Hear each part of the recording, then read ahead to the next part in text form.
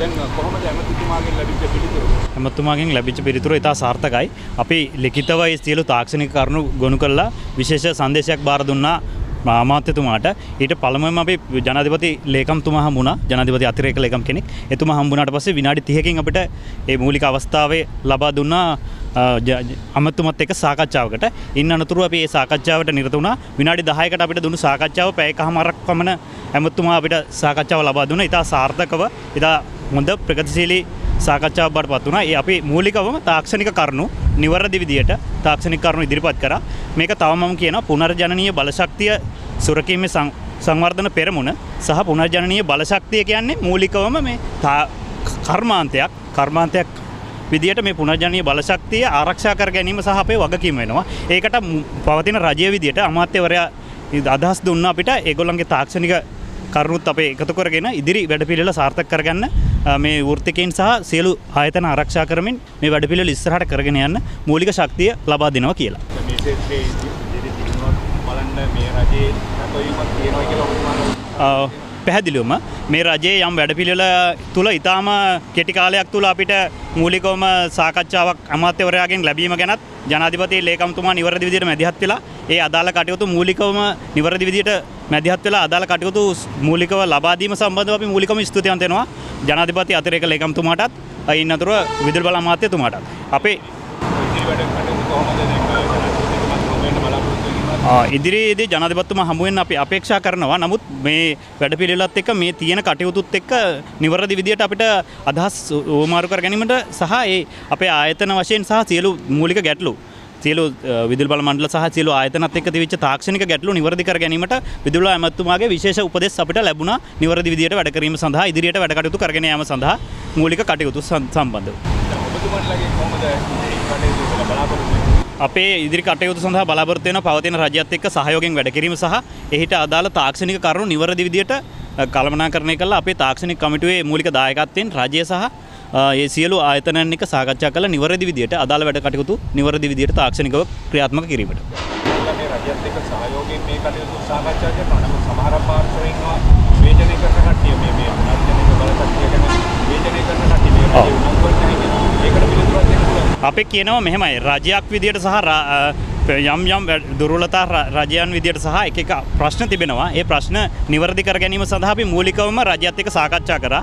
ඒ සාකච්ඡා නිවැරදි දිශාවකට අමාත්‍යවරයා විසින් යොමු කළා තියෙනවා. ඒ සම්බන්ධව අපි ඔහු වෙන පාර්ශ්වයන් කියන දේවල් වලට වඩා රජයත් එක්ක සාකච්ඡා කළා. අමාත්‍යවරයා දීපු තීරණය සහ ඒ සම්බන්ධව අපි ඉදිරි කටයුතු කිරීමට සඳහා වැඩ කටයුතු කරනවා අපේ සියලු සංවිධානත් එක්කයි. සියලු සංවිධාන සහ ආයතන සහ සියලු අපේ ඉන්න ක්ෂේත්‍රයේ ඉන්න වෘත්තිකයන් සහ සියලු දෙනාගේ උන්නතිය වෙනුවෙන් අපි ඒ සඳහා නිවැරදි විදියට කටයුතු කරනවා සහ නිවැරදි විදියට මැදිහත් වෙනවා. ඒකට අපිට රජය විසින් ලබා දීපු සියලු සහයෝගය ගැන අපි ඉතාලයකට සලකනවා. විශේෂයෙන්ම අමාත්‍යවරයාට ස්තුතිවන්ත වෙනවා මේ සියලු දේ ගැන.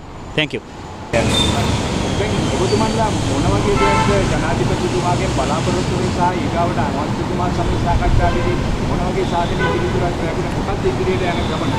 ඔව් අපේ පුනර්ජනනීය බලශක්ති පෙරමුණ විදියට අපේ අවශ්‍යතාවය තියෙන්නේ මේකේ පුනර්ජනනීය බලශක්ති සංවර්ධනය කරලා එතකොට රටට ආර්ථික සමාජීය සහ පාරිසරික වශයෙන් අපිට තිරසාර සහ ස්වයංපෝෂිත රටක් නිර්මාණය කරන්න. එතකොට එම ප්‍රතිපත්තියම තමයි රජයේත් අපිට තියෙන්නේ.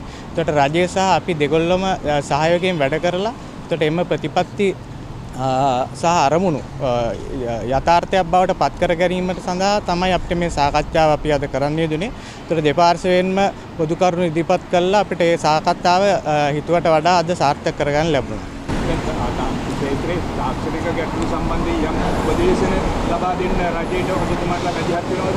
අනිවාර්යෙන්ම අද ඒ සම්බන්ධව අපි දන්නවා දැන් අපි පසුගිය දවස් කිහිපෙදී සිදු තාක්ෂණික ගැටලු මොනවාද කියන එක. එතකොට ඒවට අපි විසඳුම් සමග තමයි අද අපි සාකච්ඡාවට පැමිණියේ. ඒ සම්බන්ධ විසඳුම් අපි ඉදිරිපත් කරා තාක්ෂණික වශයෙන්.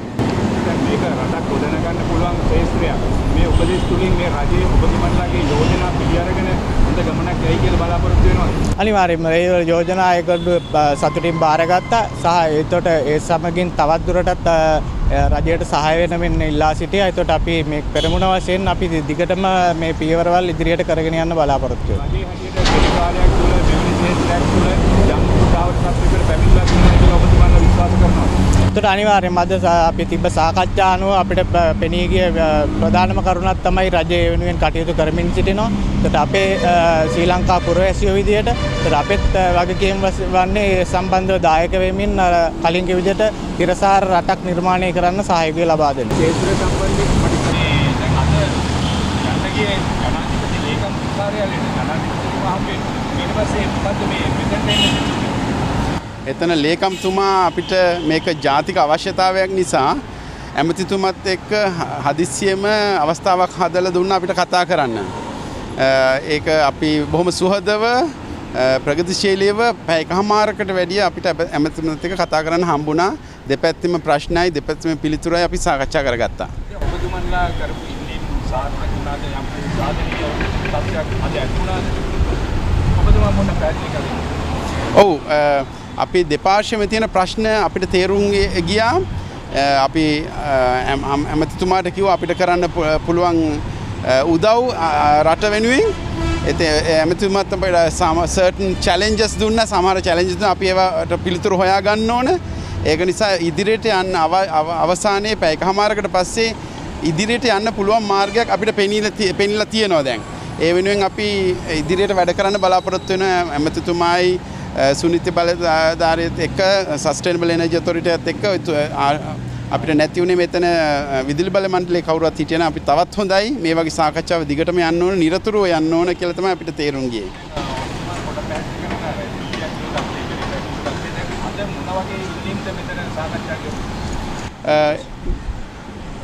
මෙතන සාකච්ඡා වුණේ ඉතින් ඉස්සරහට යන්න පොදු නීති රීති හදාගන්න ඕන. අද ගැන හිතලා විතර නෙමෙයි හෙට ගැන විතරයි දීර්ඝ කාලෙම අපි පිළිතුරු හදාගන්න ඕනේ කියලා අපිට තේරුම් ගියා. අජිත් වීරසිංහ විදුලි බල වෙනුවෙන් මහාචාර්යවරයෙක්.